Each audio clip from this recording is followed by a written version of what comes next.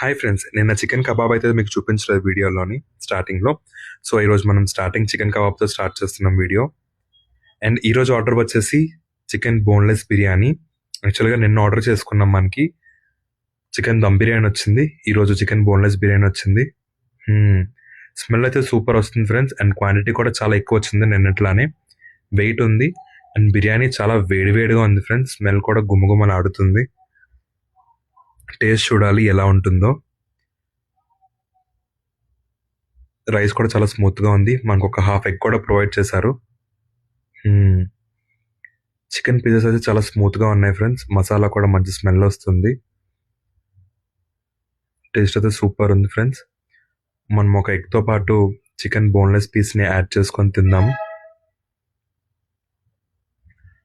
Taste అయితే చాలా బాగుంది ఫ్రెండ్స్. మనం ఒక ఆనియన్ కూడా యాడ్ చేసుకుందాం దీంతో పాటు.